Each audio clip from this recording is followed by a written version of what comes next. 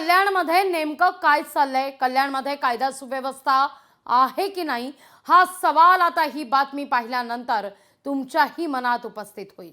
पहा, कल्याणमध्ये नेमकं काय घडतंय. कल्याणच्या चक्की नाका भागात एका लहानग्या चिमुकलीवर 24 डिसेंबरला अत्याचार झाला आणि त्या मुलीची निर्घृणपणे हत्या करण्यात आली. दोन दृश्य आपण आता या क्षणी पाहणार आहोत. या घटनेनंतर राज्यभर संताप व्यक्त करण्यात आला. या घटनेप्रकरणी आरोपीची दृश्य आपण या क्षणी पाहतोय. चिमुकलीवर अत्याचार करणारा हाच तो नराधम आहे. या आरोपीची, विशाल गवळीची आणि त्याच्या पत्नी साक्षी गवळीची या प्रकरणी तुरुंगात रवानगी करण्यात आलेली आहे. पण तरी देखील मृत पीडित मुलीचा कुटुंब दहशतीच्या छायेत आहे. आता तुमच्या मनात प्रश्न निर्माण झाला असेल, असं नेमकं काय घडतंय. तर एकीकडे आरोपी तुरुंगवास भोगतोय, पण आरोपीचे हे चिल्ले पिल्ले मात्र या ठिकाणी धमक्या देत फिरताना दिसत आहेत. ही दुसरी दृश्य फार महत्वाची आहे. मुलीच्या घराबाहेर, कल्याणमध्ये या मुलीचं घर आहे, त्या ठिकाणी 3 फेब्रुवारीला या मुलीच्या घराबाहेर अज्ञातांनी तोडफोड करत दहशत निर्माण करण्याचा प्रयत्न केलाय. काही तरुणांनी तर शिवीगाळ करत आमच्या माणसाला जामीन झाला नाही तर AK-47 घेऊन येऊ असं म्हणत भाषा केलेली आहे. इतकी हिम्मत होतेच कशी, हा मुद्दा आता यातून उपस्थित होतोय. पोलीस उपायुक्त अतुल झेंडे यांच्या आदेशावरून विशालच्या 3 भावांना तडीपार करण्यात आलेले आहे. सातारामध्ये तडीपार करण्यात आल्याचं कळतंय. वारंवार मागणी करण्यात येते या पीडित कुटुंबियांकडून, आपल्याला पोलीस संरक्षण द्या, पण अशा घटना घडून देखील अद्याप पोलीस संरक्षण देण्यात आलेलं नाहीये. ऐकूया आपण पीडितेचे कुटुंबीय नेमकं काय म्हणतायत या सगळ्या प्रकारावर.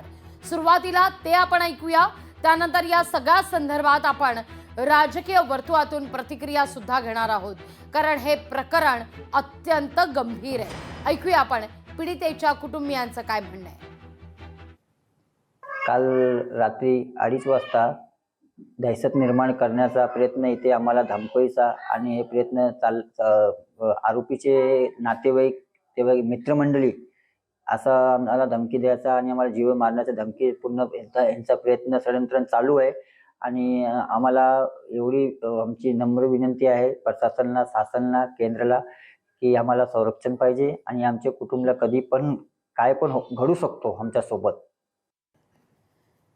या सगळ्या परिस्थितीतही पीडितेचे कुटुंबीय नम्रपणे प्रशासनाला विनंती करतायत. या सगळ्याविषयी बोलण्याकरता शिवसेना उद्धव बाळासाहेब ठाकरे पक्षाच्या उपनेत्या सुषमाताई अंधारे आपल्यासोबत जोडल्या गेलेल्या आहेत.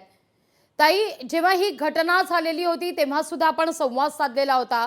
लहान लेकराचा एक जीव जातो आणि आता मात्र तुरुंगात असलेल्या या विशाल गवळीचे हे सगळे चिल्ले पिल्ले पंटर या मुलीच्या निवासस्थानाबाहेर येतात आणि धमक्या देतात, आमच्या माणसाला जामिनावर बाहेर काढा नाहीतर AK-47 घेऊन येऊ.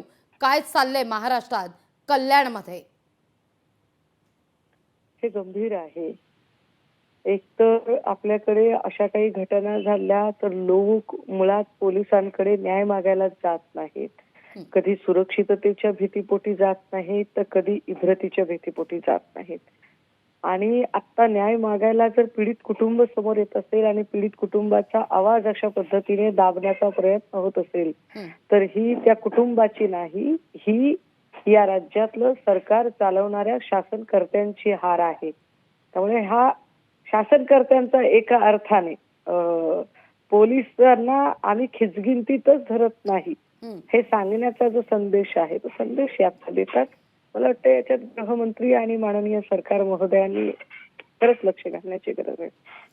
सुषमाताई, या सगळ्या प्रकरणी अशा अनेक घटनांमध्ये तुम्ही सुद्धा आवाज उठवलेले आहात. कल्याणमध्ये हा सगळा प्रकार घडतोय. विरोधी पक्षातला एक महत्त्वाचा महिला नेत्या म्हणून तुम्ही या सगळ्या प्रश्नी आवाज उठवणार का?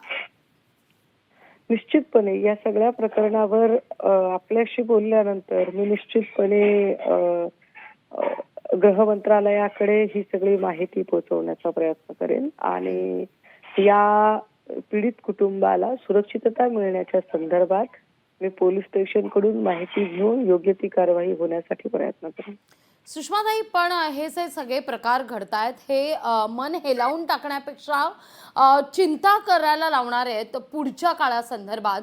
कारण आपण जर पाहिलं तर पुण्यातला प्रकार असू दे, दिवसाढवळ्या कोयत्यानं या ठिकाणी दहशत माजवणं असू दे, मुंबईतलं बदलापूरमधलं प्रकरण असू दे किंवा हे कल्याणमधलं प्रकरण, कसं जगायचं पुढं हा खरं तर आता एक प्रश्न निर्माण झालेला आहे. नाही, मुळात काय झालंय, सरकारमध्ये बसणारी जी माणसं आहेत ना त्यांच्या संवेदनाच बोथट झालेल्या आहेत. हं.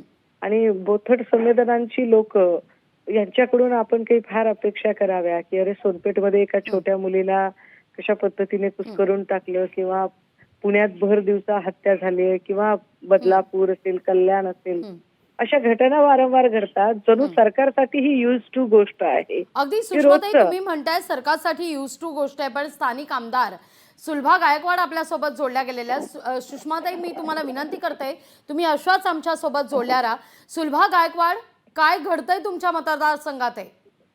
ताई, आमच्या मतदारसंघात जी घटना घडलेली आहे, जी मुलीवर अत्याचार झालेला आहे आणि क्रूर कर्म केलेला आहे त्यांनी, त्या जो विशाल गवळी आहे त्यांनी, तर त्याच्यासाठी आम्ही वारंवार तिथे आम्ही त्या घटनेचे हे घेत असतो.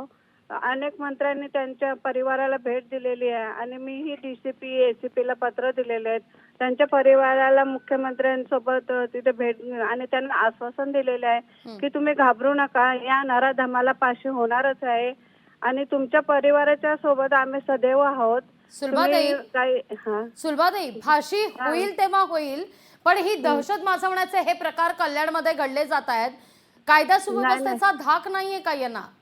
आहे धाक आहे, पण तो ही जी घटना घडली तो एक व्यक्ती होता, त्याने ते रात्री येऊन तिथे एक हे केलेलं आहे तमाशा थोडा, पण त्याचाही आम्ही शोध घेतलेला आहे. त्यालाही काल आम्ही पोलीस स्टेशन मध्ये पकडून आणलेलं आहे आणि त्याच्याकडे चौकशी चालू आहे त्याची. या CCTVत दिसणाऱ्या मुलाला ताब्यात घेण्यात आलेला आहे का? कोण आहे तो? तो तिथलाच आहे, रहिवासी, आणि तो नशेमध्ये होता. त्याने कबुली दिलेली आहे की मी तिथे त्या विशाल गवळीच्या याच्यातच म्हणजे त्याला पकडवण्यासाठी किंवा याच्यासाठी मी दहशत केलेली आहे. पण ते नराधमाला फाशी होणारच आहे. त्याच्यामुळे आम्ही तिथे भेट देऊन त्या परिवाराला आणि तिथल्या रहिवाशांना हे केलेलं आहे. अगदी सुलभाताई, तुम्ही म्हणताय, आपल्यासोबत सुषमा अंधारे सुद्धा जोडल्या गेलेल्या आहेत. सुलभाताई, तुम्ही म्हणताय नशेमध्ये होती ती व्यक्ती, नशेमध्ये असली तरी ती व्यक्ती तिथं त्या मुलीच्या घराबाहेर जाते आणि म्हणते की आमच्या माणसाला बाहेर काढा, नाहीतर AK-47 घेऊन येऊ. एवढी हिंमत होतेच कशी नशेत असून? म्हणजे शुद्धीत असताना काय प्रताप घडत असतील हा विचार न केलेलाच बरा. सुषमाताई, नाही ताई, तिथे पोलीस बंदोबस्त नेहमीच असतो. पोलीस असतातच तिथे आणि त्यांना बंदोबस्त दिलेला आहे की ते नाईटला पोलीस. सुलभाताई, तुम्ही म्हणताय आपण प्रयत्न करत नाही, तसं अजिबात नाही. आपण निश्चितपणे प्रयत्न करत असाल, परंतु जे पोलीस बंदोबस्ताला पोलीस असताना तिथे येतात आणि तिथे येऊन कोणीतरी धमकावण्याचा प्रयत्न करतो, याचा अर्थ बंदोबस्तातले पोलीस खरंच नावाला फक्त बंदोबस्ताला आहेत की खरंच बंदोबस्तासाठी थांबलेले आहेत, हे सुद्धा एकदा तपासून घेतलं पाहिजे. हो, तपास मी त्यासाठी काल पोलीस स्टेशनला जाऊन पण आली. साहेबांशी मी बोलली की असं कसं काय घडलं तुम्ही तिथे असताना. तर थोडा आमच्या पोलीस स्टेशन मध्ये ना ते म्हणजे स्टॉक आपलं मेन पॉवर थोडी कमी असल्यामुळे त्यांना कुठून तरी एक फोन आला, तर त्याच्यामुळे ते जरा बाहेर गेले, तेव्हा हा प्रकार घडला. सुलभाताई, फार महत्त्वाचा याचाच अर्थ बंदोबस्ताला पोलीस नावाला थांबतात. बंदोबस्त आपण जरी दिलेला असला किंवा सुरक्षा जरी पुरवलेली असली तरी सुरक्षा कर्मी म्हणून काम करणारे पोलीस जे आहेत ते आपल्या कर्तव्यात कसूर करतात. हा पोलिसांचा प्रॉब्लेम आहे. समजा त्या ठिकाणी त्यांना धमकावणे, शिवीगाळ झाली इथपर्यंत ठीक आहे, पण समजा जर तो जास्तीचे एकापेक्षा जास्त लोक असते आणि कदाचित तिथे काही घातपात झाला असता, त्या लोकांचं बरं वाईट झालं असतं, तर जबाबदार कोणाला धरायचं? मग बंदोबस्तावर असणाऱ्या पोलिसांना की बंदोबस्तासाठी पोलीस पाठवलेल्या अधिकाऱ्यांना की रोज भेटायला येत आहेत त्या नेतेगणांना? सुषमाताई, ठीक आहे. सुलभाताई, तुम्ही अशाच आमच्या सोबत जोडल्या राहा. मी तुम्हाला त्यांच्या कुटुंबियांच्या म्हणजे पीडित मुलीच्या वडिलांची खरं तर ही प्रतिक्रिया आलेली आहे. सुलभाताई, तुम्ही म्हणताय की त्या ठिकाणी पोलीस बंदोबस्त आहेत, पण कुटुंबीय काय म्हणतायत ते आपण ऐकूया. सुलभाताई, ऐका तुम्ही ही प्रतिक्रिया, त्यानंतर हो, तुमची ऐकते. भूमिका मला ऐकून घ्यायची आहे. हो. काल रात्री 2:30 वाजता दहशत निर्माण करण्याचा प्रयत्न इथे आम्हाला धमकायचा आणि हे प्रयत्न आरोपीचे नातेवाईक मित्रमंडळी असं आम्हाला धमकी द्यायचा आणि आम्हाला जीव मारण्याचा धमकी पूर्ण यांचा प्रयत्न षडयंत्र चालू आहे. आणि आम्हाला एवढी आमची नम्र विनंती आहे प्रशासनाला, शासनाला, केंद्राला की आम्हाला संरक्षण पाहिजे आणि आमच्या कुटुंबाला कधी पण काय पण घडू शकतो आमच्यासोबत. सुलभाताई, सुषमाताई, तुम्ही दोघींनी सुद्धा ही प्रतिक्रिया ऐकलेली आहे. सुलभाताई, तुम्ही म्हणताय की त्या ठिकाणी पोलीस बंदोबस्त होता. कुटुंबियांचं म्हणणं आहे आम्हाला अद्याप ही मागणी वारंवार करून पोलीस बंदोबस्त दिला जात नाही. मग पोलीस बंदोबस्त इनविजिबल आहे का, दिसतच नाहीये का, की कुटुंबीय खोटं म्हणतायत? नेमकं काय ग्राउंड रिपोर्ट नाही, काय? नाही. कुटुंब खोटं नाही म्हणत आहे. होते, पण त्या दिवशी तुम्हाला बोलली ना मी, त्यांना ते म्हणजे आमच्याकडे कमी हे असल्यामुळे पोलीस, त्याच्यासाठी आम्ही वारंवार पोलीस चौकीच्याही मागण्या केलेल्या आहेत की कुठे पण आम्हाला 2-3 पोलीस चौक्या अजून वाढवून द्या आणि तिथे जास्त हे करून, म्हणून ते थोडंसं प्रॉब्लेम झालेलं आहे. सुलभाताई, पण म्हणजे या ठिकाणी पोलीस बंदोबस्त नव्हता? होता ताई, होता. मी त्या कदम साहेबांना पण म्हणाली, पण ते जिथले पोलीस होते त्याने तिथून तिथे शिफ्ट केलेलं होतं. तर मला वाटतं त्यांना एक कॉल आला म्हणून ते तिथून निघून गेले जरा. त्याच्यानंतर पण एवढ्या दिवस तिथे बंदोबस्त होत म्हणून घडलं नाही. नेमकीच काल तिथून तो गेला आणि सुलभाताई, हा मी प्रकार आपली घडलेला आहे. अडचण समजू शकते. आपण पहिल्यांदा लोकप्रतिनिधी म्हणून निवडून आलेले आहात. आपण महिला आमदार आहात आणि आपण पहिल्यांदा आमदार आहात. त्यामुळे आपल्या अडचणी किंवा आपली एकूण प्रशासकीय क्षेत्रातला अनुभव या सगळ्या गोष्टी मी समजू शकते. मात्र हा हलगर्जीपणा कदाचित पीडित कुटुंबाच्या जीवावर बेतला असता. आपण जेव्हा ते पोलीस बरोबर आहे तिथे ताई. नव्हते, थोड्या वेळासाठी गेले होते असं म्हणता, त्यावेळेला किंवा तिथे स्टाफची कमतरता आहे असं म्हणता, हो, खूप तेव्हा खूप निश्चितपणे कमतरता आहे. हा मुद्दा गृह मंत्रालयाकडे बोट दाखवणारा आहे. हा मुद्दा फडणवीस साहेबांकडे बोट दाखवणारा आहे. आणि जर गृह मंत्रालय तिथे पुरेसा स्टाफ पुरवत नसेल आणि या सगळ्यातनं जर काही तिथे एखादी जीविताची हानी झाली तर त्याची जबाबदारी कोण घेणार सुलभाताई? आमदार म्हणून आपण घेणार की पोलीस स्टेशन घेणार की गृहमंत्री नाही, अशा फडणवीस घटना साहेबांना घडून आपण देणारच जबाबदार नाही ना करणार? ताई. अशी घडून देणारच नाही घटना आम्ही तिथे. कारण थोडस हे झाल्यामुळे हा सगळं घडलेला आहे. आणि एवढे दिवस आता झाले तर तिथे कंटिन्यूच असतात, सकाळी पण असतात आणि पोलीस जे आहेत सुलभाताई, आम्ही खरं तर तोच मुद्दा त्यांच्या आहे. तुम्ही वारंवार म्हणताय थोडंसं झालं आणि हा सगळा प्रकार झाला. पहा, थोडंसं दुर्लक्ष झालं आणि काय घडलं, जर या ठिकाणी लक्षच दिलं नाही किंवा पोलीस प्रशासनच नसेल तर काय घडू शकतं? कुटुंबीय आज दहशतीखाली वावरतायत. तुम्ही म्हणताय पोलीस फोर्स नाहीये तितका कल्याणमध्ये. गृह खातं भाजपकडे आहे. गृहमंत्री फडणवीस आहेत, मुख्यमंत्री फडणवीस आहेत, तुम्ही भाजपच्या स्वतः आमदार आहात. या सगळ्या प्रश्नी तुम्ही तातडीनं फडणवीसांची आज भेट घेणार का? हो ताई, मी चालली आहे, मुंबईलाच निघाले, गाडीतच आहे. मी बोलतो मुख्यमंत्र्यांशी, चर्चा करते याच्यावर. आणि तिच्या वडिलांना सतत ते आमचे पोलीस स्टेशन मधून फोन सकाळ संध्याकाळ येतात की तुम्ही कसे आहेत, काय चालले, सगळे त्यांची चौकशी चालूच असते. तिच्या वडिलांना विचारा तुम्ही की साहेबांचा फोन येतो का नाही सकाळी संध्याकाळी त्यांना. सुलभाताई, फोन येणं आणि सुरक्षा व्यवस्था मागणं यात बराच फरक आहे. हो हो ताई, मी नक्की प्रयत्न करते. सुलभाताई, थेट प्रश्न विचारते. अगदी शेवटचा प्रश्न. मला माहिती आहे तुम्ही मुंबईकडे निघताय, कॅबिनेटची बैठक आहे आज. सुषमाताईंनी फोन ठेवलेला आहे. सुषमाताई, आपण हा सगळा प्रकार पाहिलेला आहे. थेट त्यांचं म्हणणं आहे की या ठिकाणी मनुष्यबळच नाही आहे.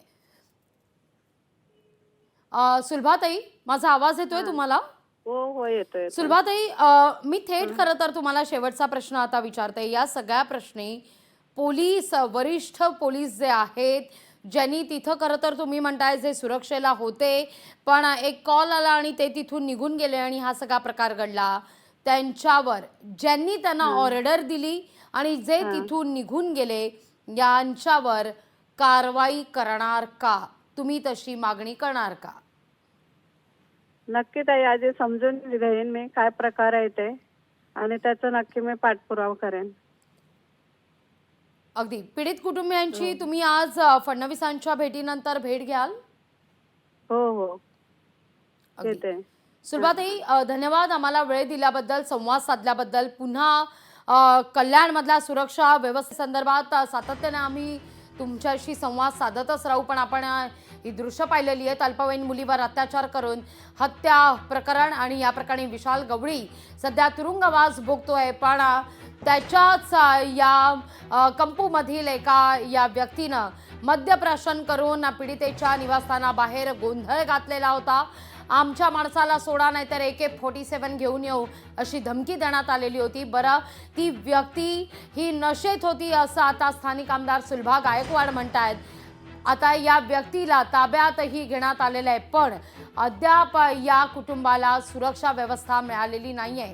इतकंच नाही तर भाजपच्या स्थानिक आमदार असलेल्या सुलभा गायकवाड म्हणतायत की पोलीस प्रशासन या ठिकाणी कमी पडतंय, मनुष्यबळ कमी आहे आणि त्यामुळे अशा घटना कुठेतरी घडताना दिसत आहेत. तर यावर तातडीनं लवकरात लवकर उपाययोजना करू अशी ग्वाही सुद्धा लोकशाही मराठीशी बोलताना या ठिकाणी सुलभा गायकवाड यांनी दिलेली.